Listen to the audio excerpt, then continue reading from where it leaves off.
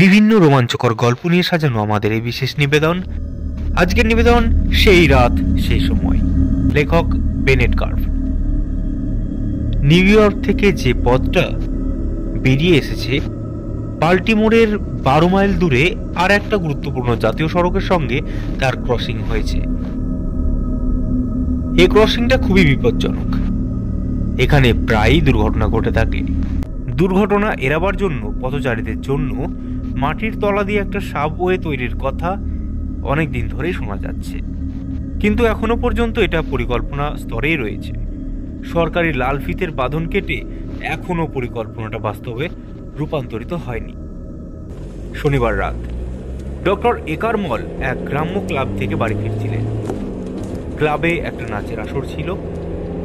Doctor নিজেই গাড়ি চালাচ্ছিলেন। ক্রসিংটার কাছে এসে গাড়ির গতি কমিয়ে দিলেন ডাক্তার। একটি মেয়ে দাঁড়িয়ে আছে। অবাক হয়ে ডাক্তার দেখলেন এত রাতেই নির্জন পথে একটা মেয়ে, তার পরনে শান্ত গাউন। মেয়েটি গাড়ি থেকে নামবার ইশারা করছে।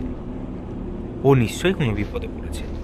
বোধহয় কোনো পার্টিতে গিয়ে সময়ের হিসেব রাখতে পারেনি।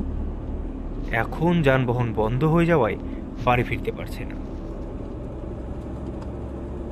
গাড়ি থামালেন ডাক্তার। বললেন, আপনি পিছনের সিটে বসুন। সামনে আমার পাশে গল্ফ খেলবার সাজ সরঞ্জাম রয়েছে, এখানে আর বসবার জায়গা নেই। মেয়েটি গাড়িতে উঠল। ডাক্তার গাড়ি ছেড়ে দিলেন। এত রাতে আপনি এখানে কি করছিলেন? আপনার মতো এক তরুণীর পক্ষে এত রাতে একলা পথে দাঁড়িয়ে থাকা কি খুব নিরাপদ? গাড়ি চালাতে চালাতে ডাক্তার বললেন, সে এক বিরাট কাহিনী। দয়া করে আমাকে বাড়িতে পৌঁছে দিন, সেখানে আমি আপনাকে সব কথা বুঝিয়ে বলবো। মেয়েটির গলার স্বরে আকুলতা। আপনার ঠিকানা? ঠিকানা ঠিকানা হলো নং নর্থ চার্ল স্ট্রিট। মনে হয় আপনার নিজের পথ থেকে খুব বেশি দূর যেতে হবে না।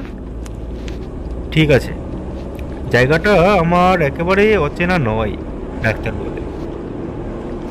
মেয়েটির শঙ্কাতুর মুখে কৃতজ্ঞতার ছাপ ফুটে উঠল। গাড়ির গতি বাড়িয়ে দিলেন ডক্টর একারমল।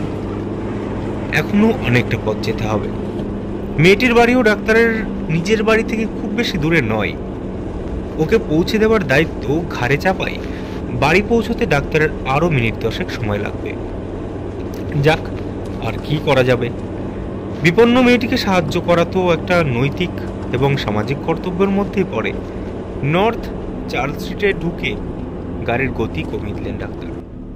এবার দুপাশের বাড়ির নম্বরগুলি দেখতে দেখতে যেতে হবে। বেশি দূর যেতে হলো না। একটু এগোতেই মেয়েটি যে নম্বরের কথা বলেছিল সেই নম্বরের বাড়িখানা পেয়ে গেলেন ডাক্তার। গাড়ি থামালেন। এই যে, আমরা এসে গিয়েছি। ডাক্তার পিছনের দিকে মুখ ফেরালেন।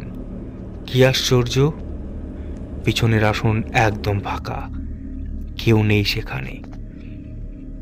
কি অদ্ভুত ব্যাপার, আপন মনে বললেন ডাক্তার। মেয়েটা নিশ্চয়ই গাড়ি থেকে পড়ে যায়নি, আর কর্পূরের মতো উধাও হয়ে যেতে পারে না।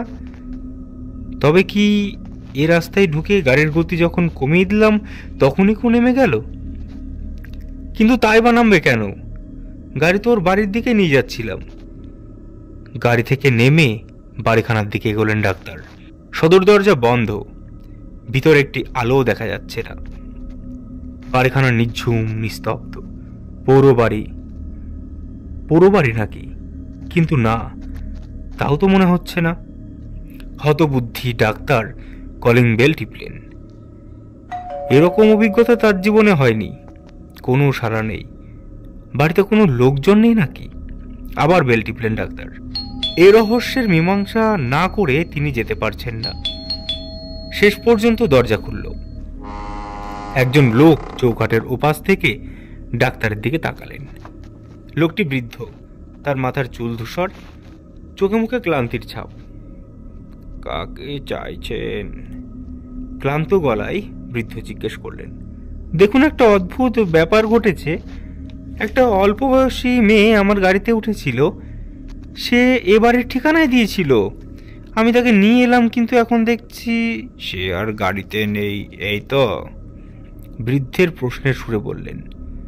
হ্যাঁ, ঠিক তাই। মেয়েটি কোথায় আপনার গাড়িতে উঠেছিল? দুটো হাইওয়ের ক্রসিংয়ে, ডাক্তার উত্তর দিলেন।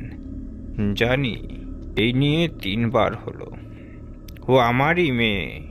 3 বছর আগে ওই ক্রসিংয়ের কাছে এক মোটর দুর্ঘটনায় মারা যায়। আজ ওর মৃত্যুর তারিখেই ও বাড়ি আসতে চায়, কিন্তু পারে না। ওর গত 2 মৃত্যু দিনেও এমনই ঘটনা ঘটেছিল। বৃদ্ধের গলার স্বর কেঁপে উঠল, চোখের কোণে টলমল করে উঠল অশ্রুবিন্দু। বিমূঢ় ডাক্তার গাড়ির দিকে পা বাড়ালেন।